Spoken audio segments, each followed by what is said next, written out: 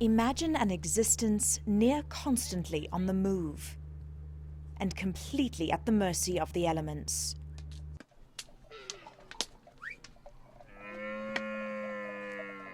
Well, that's the life the Gabra tribe has led for centuries. For them, life revolves around the sun, the moon, and most importantly, the rain. With about 200,000 people, the Gabra is one of Kenya's smallest tribes. They're made up of both Muslim and Christian nomads and live in Marsabit in the Chalbi Desert. It's a harsh life and a harsh terrain. And that's precisely why the Gabra's culture has developed into a rich and symbolic one. Livestock like sheep, goats, and camels are the most precious commodity. Camels are especially sacred. A camel to us is a big asset, since most importantly it can survive the drought. After it has given birth, it's milked for 12 months, as compared to any other animal. The camel can also act as means of transport, water. Any ceremony can't be held without a camel.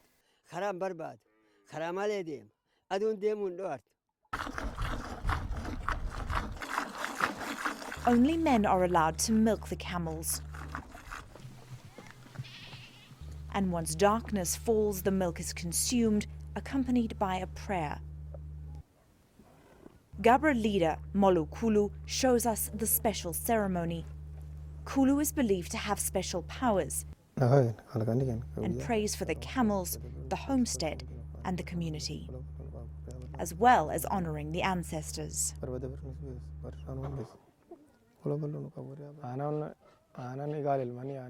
The importance of the camel is that one has to pay a dowry of camel in order to be given a woman to marry.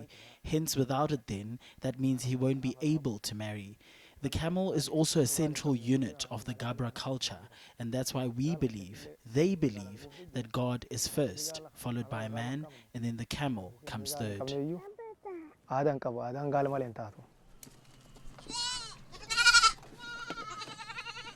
Now it's time to lock up the animals for the night, using the landscape's prolific volcanic rock supply.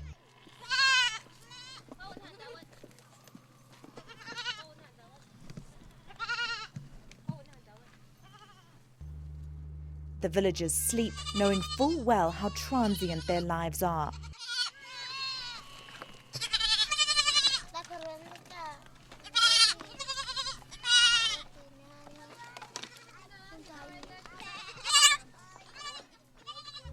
And that's proved the next day.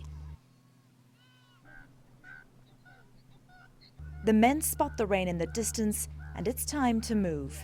Women do all the packing, and the entire village walks in a camel train, sometimes for kilometers on end. Pregnant women, the sick, young children, and young animals are allowed to ride on the camels. They're the only ones who are. Once a new site is found, the women unpack and build their homes. It may not be an easy life, but it's one this community has lived for decades, at least until now. Resources are scarce, and with that comes the potential for conflict. In Marsabit's Shur Conservancy, one village is fighting to try and save its resources. Tribes in the region have for decades fought over rapidly depleting grazing land and water. This conservancy was formed to try and save that. Rangers here patrol the area and teach locals about conservation.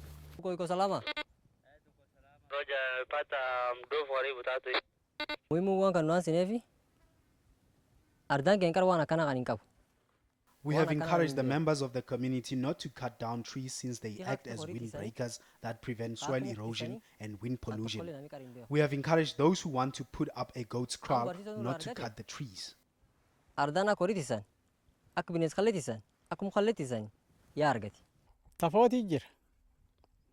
Long ago, we used to cut trees due to lack of knowledge. We could cut down a whole tree, but now we've been taught the right way to cut a tree, and we really appreciate it.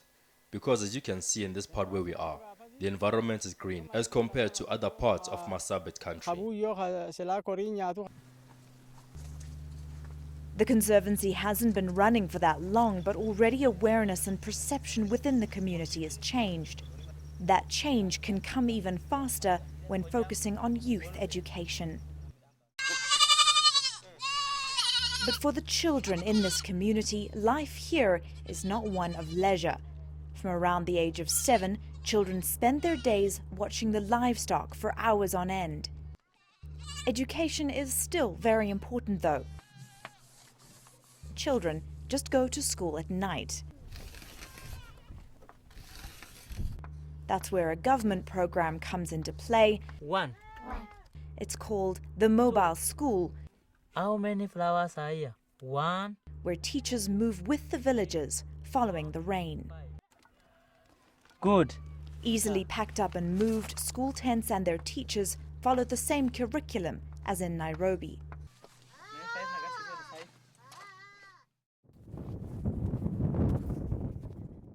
Day classes are short, allowing boys to keep watch over the animals and girls to help their mothers with domestic chores.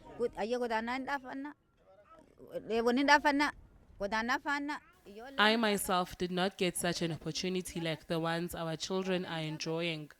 And thus I am happy as a parent with this initiative that moves around us despite the harsh conditions we live in. Like that. Do like that. This is my ears. Ear. Ear. Ears. Ears. Head. The Gabra are a proud people with a rich culture, but it's a lifestyle constantly under threat. Nose. Nose. Not just by climate change, but also by education.